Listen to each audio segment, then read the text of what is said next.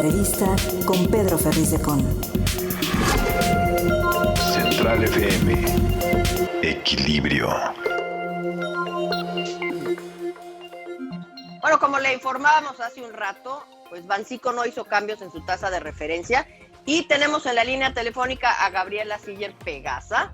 Ella es director de análisis económico y financiero del Banco Base, profesora de economía del TEC de Monterrey. Muchísimas gracias, Gabriela, por estar con nosotros esta mañana. Muy buenos días, Adrián. Al contrario, gracias por tenerme en el programa. Pues tenemos aquí estos datos importantes. Supimos, bueno, las noticias que vinieron de Estados Unidos en ese mismo sentido. Y bueno, tenemos que saber tu opinión de en dónde nos encontramos, qué es lo que esperamos, o cómo viste tú esta resolución de Banxico que tomó sobre mantener ahí las tasas de interés. Ya se esperaba que mantuviera la tasa de interés. Es el segundo anuncio consecutivo en donde la deja en el nivel de 11.25% después de que anunciara que la tasa de interés va a permanecer en este nivel por un periodo prolongado. Y bueno, pues el mercado no reaccionó a la noticia. Lo que sí es que empieza a generar un poco de preocupación que en Estados Unidos los oficiales de la Fed cada vez hablan más de incrementar la tasa de interés y con esto pues se incrementa la posibilidad de una recesión allá. Y bueno, pues con esto pues el dólar se fortalece el día de hoy, el tipo de cambio estamos viendo un rebote hacia los niveles de 17.20 pesos por dólar y todo apunta a que esta semana el peso mexicano va a terminar perdiendo después de 4 semanas consecutivas en las que se apreció alrededor de 3.92%, alcanzando inclusive la semana anterior un mínimo no visto de 17.02, nivel no visto desde diciembre del 2015. Creo que la siguiente semana, si no continúa la versión al riesgo, el tipo de cambio pudiera retomar su tendencia a la baja y esto puede seguir ayudando a la inflación en México, que por cierto, ayer se publicaron los datos, 5.18% la inflación general, una buena noticia. Sin embargo, pues al interior sigue habiendo cosas preocupantes como las mercancías alimenticias que ya suman 30 quincenas consecutivas con una inflación de doble dígito. Tocas ahorita el tema del dólar, ¿no? Y el peso, el superpeso. Bueno, por lo que nos estás diciendo, ya el superpeso va a empezar a perder un poco de fuerza, por lo que nos dices, por los mismos factores, ¿no? Sí me gustaría que le recordaras al auditorio y nos recordaras cuáles son los factores que han contribuido para que tengamos este superpeso, que ciertamente no solamente son las políticas internas del gobierno, ¿no? ¿Qué es lo que lo tiene así en este momento? Bueno, pues son 3 factores principalmente los que habían causado las apreciaciones en el peso mexicano. El primero, los flujos de dólares que llegan a México por exportaciones, remesas, inversión extranjera directa. Una llegada de divisas implica una mayor oferta de dólares y por lo tanto un menor tipo de cambio. El segundo factor es la política monetaria restrictiva del Banco de México, que había estado subiendo las tasas de interés, inclusive de manera más agresiva que la Reserva Federal. Sin embargo, pues al mantener la tasa de interés y tenerse la expectativa de que la Fed la va a seguir subiendo, pues esto reduce el atractivo del peso mexicano y ahí es donde podemos ver ciertos rebotes. Y finalmente, pues las divisas son utilizadas ahora también como medio de inversión, no para llegar a activos financieros en pesos, por ejemplo, sino el peso mexicano es utilizado como medio de inversión y ahorita es de las favoritas a nivel internacional porque el peso es la más líquida de toda Latinoamérica y además no hay horario de operación y esto les da la certeza a los inversionistas a nivel internacional que ante cualquier noticia negativa que surja a cualquier hora, pues pueden sacar su dinero o pueden moverse de pesos hacia dólares. Y bueno, pues a mí la verdad es que no me gusta llamarle superpeso porque en realidad venimos de depreciaciones desde el 2016 hasta el 2021. Y lo que estábamos viendo pues era como un regreso, ¿no? Del tipo de cambio que nosotros en Banco Base siempre decimos que el tipo de cambio se sube por el elevador y se va bajando por las escaleras. Se subió muy rápido, inclusive alcanzando un nivel máximo histórico durante la pandemia y se ha estado bajando gradualmente hasta los niveles de la semana anterior donde pues alcanzó un tipo de cambio no visto desde el 2015. Ahorita lo que estamos viendo es un ligero rebote precisamente porque hay aversión al riesgo, dado que salieron datos negativos para algunos países de Europa y todo apunta a que algunos están en recesión. En Estados Unidos algunos oficiales de la Fed siguen diciendo que van a seguir subiendo la tasa de interés y con esto pues también se incrementa la probabilidad de recesión en Estados Unidos y todo esto obviamente genera miedo a nivel internacional, cambian los portafolios de inversión, dejan los activos que consideran riesgosos como el peso mexicano y esto es lo que tiende a subir al tipo de cambio. Que te digo, esta semana yo creo que vamos a cerrar con una pérdida después de 4 semanas consecutivas con ganancias. Hacia adelante, ¿qué se espera para el peso mexicano? Pues te interrumpí, perdón, ibas a decir algo. No, pensé que habías acabado. Continúa, por favor, Gaby. Sí, hacia adelante para el peso mexicano, mira, yo creo que hay una buena probabilidad de que pueda volver a cotizar en niveles cercanos alrededor de los 17 pesos por dólar. Sin embargo, si se llega a materializar la recesión en Estados Unidos y esto se ve reflejado en una desaceleración en las exportaciones o en las remesas que llegan a México, pues obviamente el tipo de cambio va a tender a subir. Y también si la Fed se vuelve o toma un tono más agresivo y sube más de 2 ocasiones la tasa de interés, o todo apunta a que será más restrictivo en el año, pues entonces yo creo que esto pudiera estar apuntando a niveles inclusive por encima de los 17.50 pesos por dólar. Entonces, la volatilidad en el mercado cambiario va a seguir porque las noticias, pues ahí están, todo lo de la Fed, yo creo que el tipo de cambio va a seguir bailando al son que le toque la Reserva Federal, también de noticias relacionadas con la guerra entre Rusia y Ucrania, y también por la posibilidad de recesión en Europa y en Estados Unidos no se diga, que por cierto en Estados Unidos todavía la posibilidad de recesión sigue muy elevada. Nosotros calculamos una probabilidad de 90% de que Estados Unidos pueda caer en una leve recesión en los siguientes 12 meses.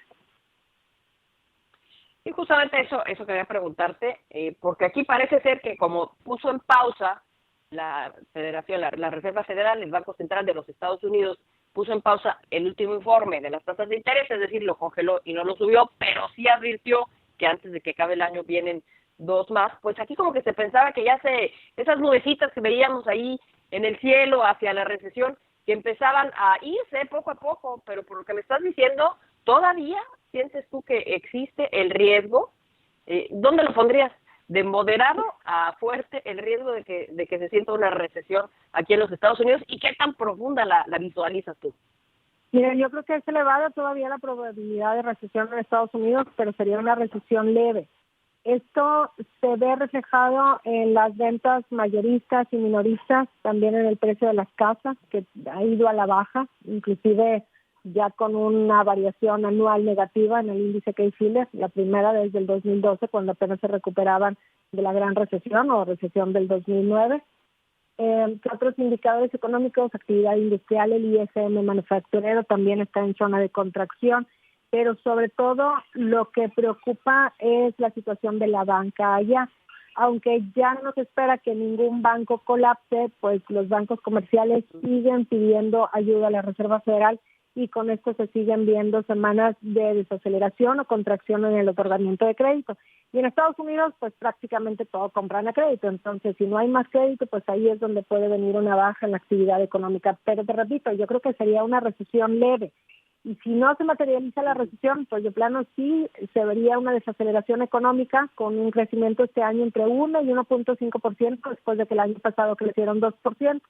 Para México, esto se está viendo reflejado en la desaceleración en las exportaciones y en las remesas que llegan. Y las remesas pues son importantísimas para el consumo en México, el cual también yo creo que se va a desacelerar. Para este año en México estimamos una tasa de crecimiento entre el 2 y el 2.5% después de haber crecido el año pasado 3%. Hace ratito nos decías, Gaby, que preocupaba que en Estados Unidos se volvieran a dar estas 2 alzas en las tasas de interés. ¿Por qué? ¿Cómo así, pues, de manera entendible para el público? ¿Por qué nos debe preocupar o por qué nos puede afectar el que Estados Unidos alce una vez más o 2 las tasas de interés?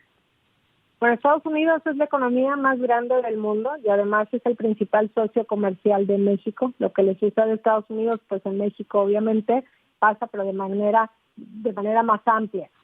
Y bueno, pues si la Fed vuelve a subir la tasa de interés, que yo creo que sí la van a subir en al menos una ocasión más, porque la inflación todavía sigue estando en niveles muy elevados, pues entonces esto hace que la gente en Estados Unidos tenga que pagar más intereses, les queda menor ingreso disponible y por lo tanto no pueden comprar tanto.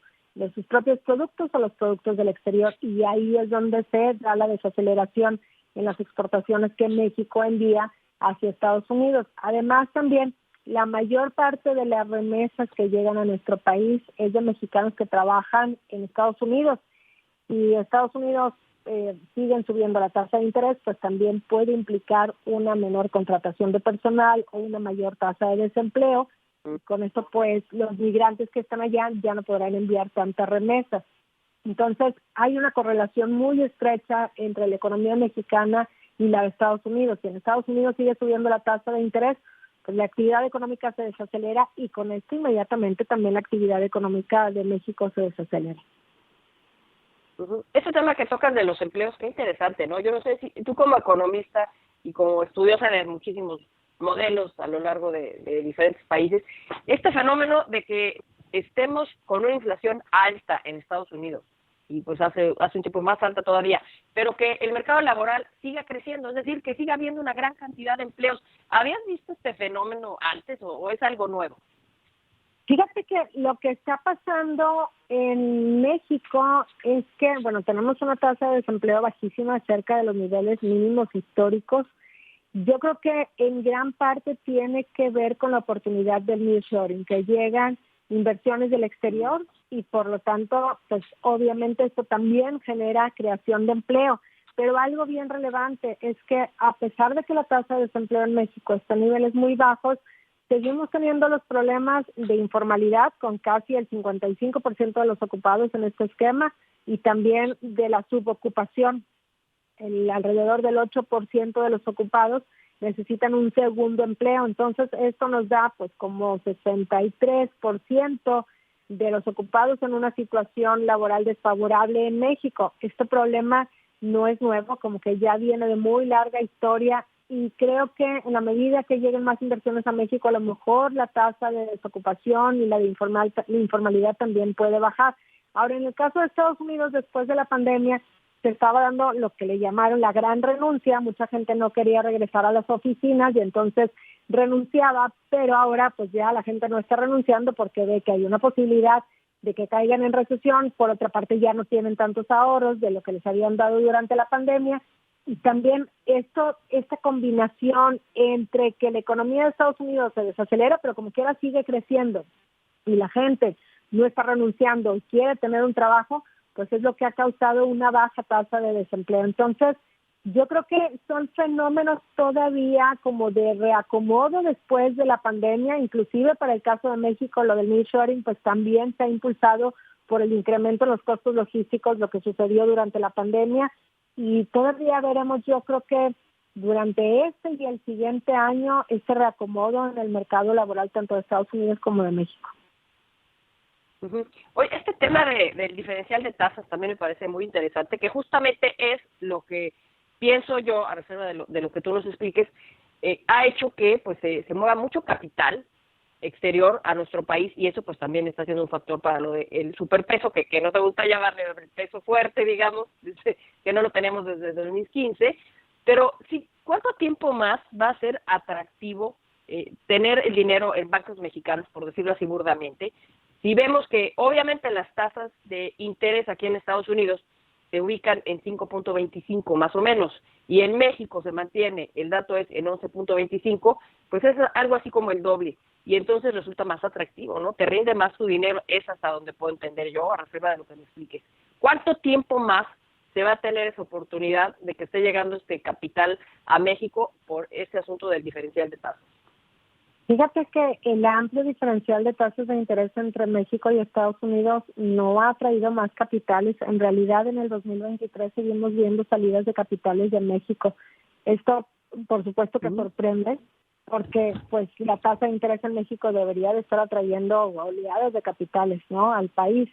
En realidad, las salidas de capitales se han dado por una mayor incertidumbre. Inclusive en el mes de mayo vimos alrededor de, no me acuerdo la cifra exacta, pero fueron como 60,000 millones de pesos lo que salieron del país.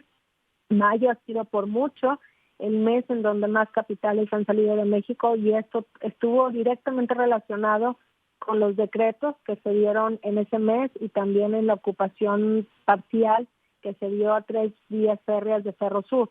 Todos estos eventos van generando miedo y sacan sus capitales de México. Entonces, sí está como muy interesante porque están invirtiendo en pesos mexicanos, pero no en instrumentos mexicanos. Vaya, están invirtiendo en activos como divisas que son de cortísimo plazo, y en el peso mexicano pues lo pueden sacar el dinero a cualquier hora, y entonces pues se están tratando de aprovechar a nivel internacional pues los rendimientos adicionales que pueda dar el peso mexicano, pero no se comprometen por completo porque ni compran instrumentos mexicanos ni tampoco vienen completamente aquí a generar una inversión fija.